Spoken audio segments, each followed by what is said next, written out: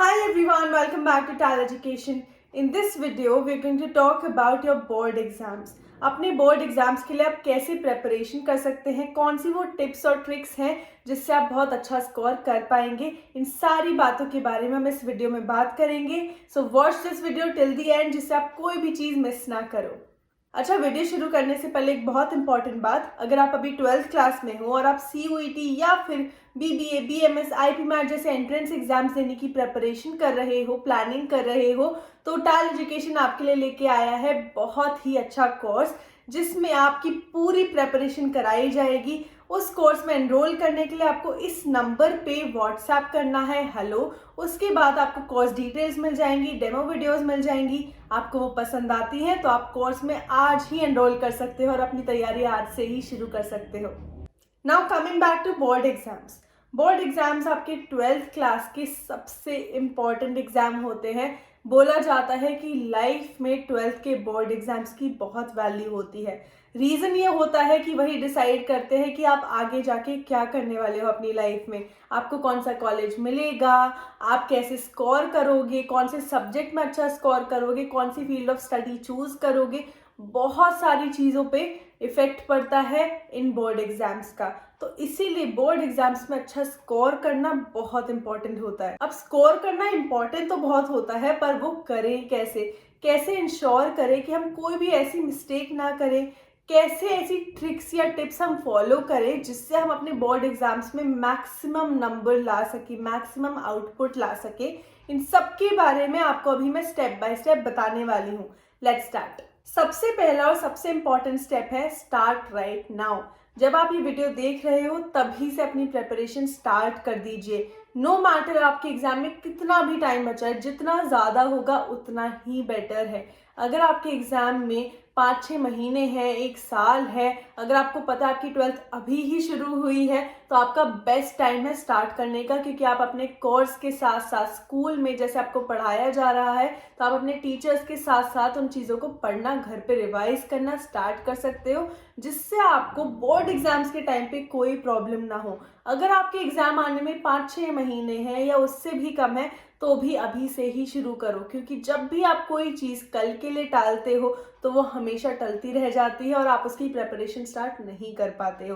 तो make sure अगर आपको किसी चीज़ के लिए प्रिपरेशन करनी है, कोई चीज़ क्रैक करनी है, कोई चीज़ अचीव करनी है, तो हमेशा अभी से स्टार्ट करो. The second step is make a schedule. अपने दिन का पूरा स्केड्यूल बनाइए. आप स्कूल जाते हैं, स्कूल से वापस आते हैं, इतनी देर रेस्ट करते हैं, फिर आपको कुछ काम करना है, कुछ भी करना है, उन सारे टाइम को निकालिए. उसके बाद जो आपका फ्री टाइम बचता है जिसमें आपको कुछ नहीं करना है, उसमें अपने पढ़ाई का स्केड्यूल फिक्स कीजिए. क्योंकि अगर आप पहले से प्लानिंग नहीं करोगे अपने दिन की, आप पहले से सोचोगे नहीं आपको अपना टाइम कैसे डिवाइड करना है, तो आपका सारा टाइम वेस्ट हो जाएगा. आप सारा टाइम रील स्क्रॉल करने में, वीडियोस देखने में निकाल दोगे और आप पढ़ नहीं पाओगे. इसीलिए अपने दिन को पहले से ही स्केड्यूल करके रखें.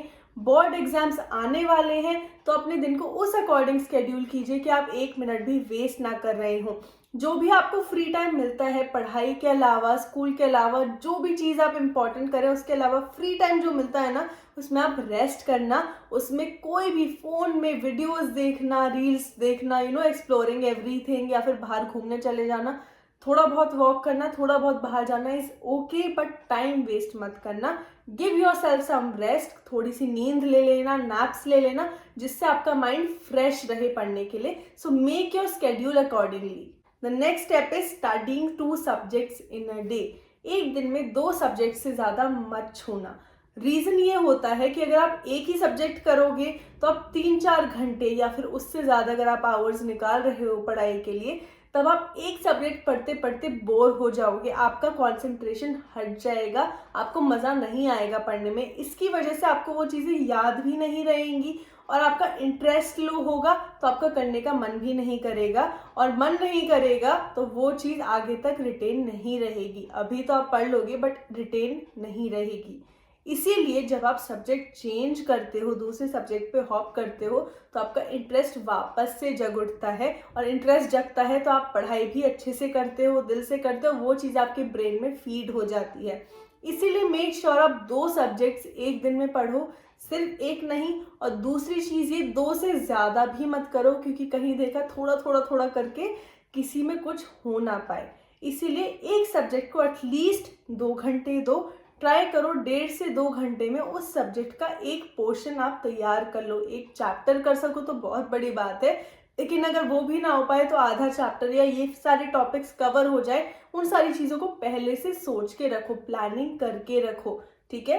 नेक्स्ट स्टेप है हमारा बहुत इंपॉर्टेंट पर बहुत ट्रिकी, वो ये है ग्रुप स्टडीज।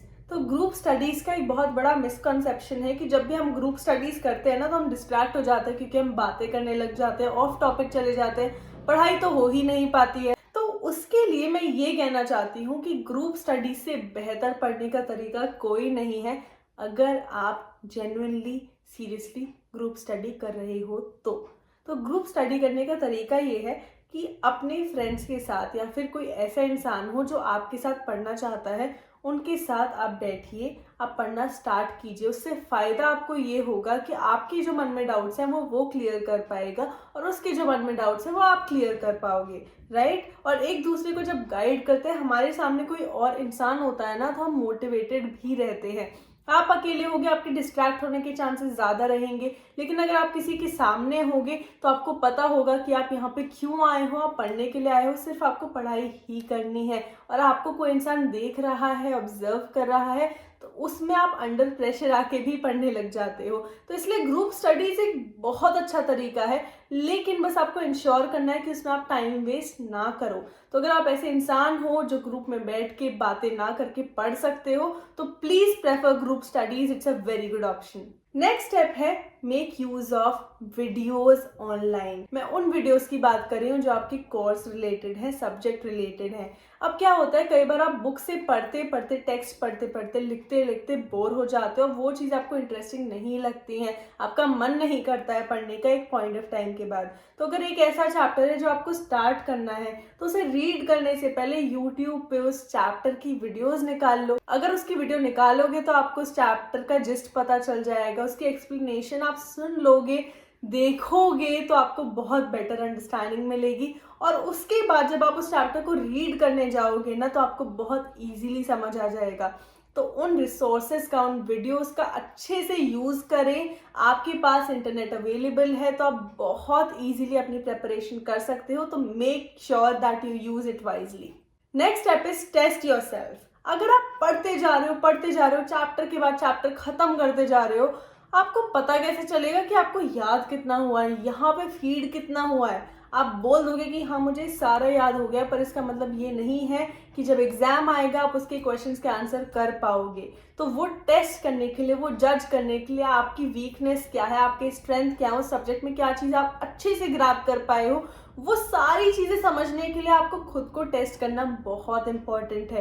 तो इसलिए सैम्पल पेपर्स निकालिए, प्रीवियस ईयर पेपर्स निकालिए, अपने बुक के क्वेश्चंस निकालिए, उनको आंसर राइटिंग प्रैक्टिस करना शुरू कर दीजिए, और अपने आप को एक टाइम लिमिट ज़रूर दे देना, ठीक है। क्योंकि एग्जाम के टाइम पे जितना ही आंसर की क्वालिटी मैटर करती है, उतना ही टाइम भी मैटर करता है। क्योंकि अगर आप आंसर तो बढ़िया सा लिख दो, पर आप टाइम ज़्यादा लगाओ, तो आपका टाइम अप हो जाएगा, आप सारे आंसर्स नहीं कर पाओगे। तो नो मैटर एक क्वेश्चन में आपने कितना भी अच्छा आंसर लिखा है ना, बाकी क्वेश्चंस अगर नहीं कर पाए हो, कुछ क्वेश्चन छूट जाएंगे, तो आपके मार्क्स फिर भी कम ही आएंगे। तो मेक श्योर आप टाइम फ्रेम में लेके अपने आप को टेस्ट करते हैं। टेस्ट करने से अपनी नॉलेज को जज करेंगे, आपको पता चलेगा कौन सी चीज़ आपको नहीं समझ आई है, उस पर वापस से वर्क कर पाएंगे, वापस से वर्क करेंगे, फिर से रीटेस्ट करेंगे, और जब तक वो चीज़ क्रैक नहीं हो जाती तब तक you will test yourself and then keep studying, and this cycle goes on and on. एक बहुत इंपॉर्टेंट स्टेप, बोर्ड एग्जाम्स में कौन से चैप्टर की कितनी वेटेज है ये आप पता करो। जब आपको ये पता चलेगा तो आप ये अंडरस्टैंड कर पाओगे कि कौन से चैप्टर्स पे, कौन से टॉपिक्स पे आपको ज़्यादा फोकस करना है। जिन पे आपको ज़्यादा फोकस करना है उन पे आपको ज़्यादा टाइम देना है, जिससे आप उन्हें अपना स्ट्रेंथ बना लो। और जिन टॉपिक्स का वेटेज कम है, जिन टॉपिक्स का, जिन चैप्टर्स का मार्क्स कम है, उसमें आप बाद में पढ़ाई कर सकते हो, उसको आप थोड़ा बाद के लिए पोस्टपोन कर सकते हो। छोड़ने वो भी नहीं है, लेकिन आपको प्रायोरिटाइज करना आ जाएगा, आपको पता चल जाएगा सबसे पहले शुरुआत कहाँ से करनी है, कितना टाइम कौन से टॉपिक पे कौन से चैप्टर पे देना है। तो कभी कभी ऐसा होता है कि हमारी प्रेपरेशन अच्छे से नहीं हुई होती, हमने सारे टॉपिक्स कवर नहीं किए होते, सारे चैप्टर्स नहीं पढ़े होते और अगले दिन ही बोर्ड एग्जाम है, 2 दिन बाद ही बोर्ड एग्जाम है। उस टाइम पे क्या करें? उस टाइम पे सबसे पहले तो वेटेज निकाल लो, कौन से चैप्टर की कितनी है। जो ज़्यादा वेटेज वाले चैप्टर्स हैं उन्हें निकालो, उन्हें इतने अच्छे से पढ़ लो, उन्हें इतनी क्वालिटी रीडिंग कर लो, इतनी क्वालिटी टेस्ट प्रैक्टिस कर लो, उनके आंसर राइटिंग प्रैक्टिस कर लो कि उन चैप्टर्स में, उन टॉपिक्स में आपसे अच्छा आंसर कोई नहीं लिख सकता। इतने इतने कॉन्फिडेंट होने चाहिए आप उन टॉपिक्स में, उन चैप्टर्स में कि आपसे बेटर उसमें कोई नहीं कर सकता। उससे ये होगा कि जब आपका एग्जाम पेपर आएगा, उस टॉपिक में से कोई क्वेश्चन आएगा, आप सबसे पहले उस क्वेश्चन को अटेम्प्ट करो। ज़रूरी नहीं है first question to last question आपको जाना है, आप बीच में से कोई क्वेश्चन पकड़ के उसका नंबर डाल के उसका आंसर लिख सकते हो। तो मेक श्योर अपने बोर्ड एग्जाम्स में सबसे पहले वो वाला आंसर लिखो जो आपको सबसे अच्छे से आता हो। उसी ऑर्डर में जाओ, सबसे अच्छा आता है, फिर ठीक ठाक आता है, फिर ठीक आता है, फिर थोड़ा कम आता है, और जो नहीं आता उसे सबसे लास्ट में करो। छोड़ना कुछ मत, क्योंकि छोड़ोगे तो आपको 0 मार्क्स मिलेंगे। कुछ ना कुछ लिख के आओगे तो कुछ तो मिलेगा, राइट? इस प्रोसीजर को फॉलो करोगे तो फिर आपके मार्क्स मिलने के चांसेस बहुत ज़्यादा हैं। And this tip is from my personal experience. I will share this story with you right now. What happened, मेरा पॉलिटिकल साइंस का एग्जाम था और एक दिन पहले मेरी बहुत बुरी हालत हो गई थी कि मैंने बोर्ड एग्जाम के लिए नहीं पढ़ा है। बिकॉज 12th क्लास के टाइम पे आई हैड एन एक्सीडेंट और मैं बहुत टाइम तक स्कूल नहीं जा पाई थी, मैं प्री बोर्ड्स नहीं दे पाई थी, इसी वजह से मैं प्रेपरेशन नहीं कर पाई।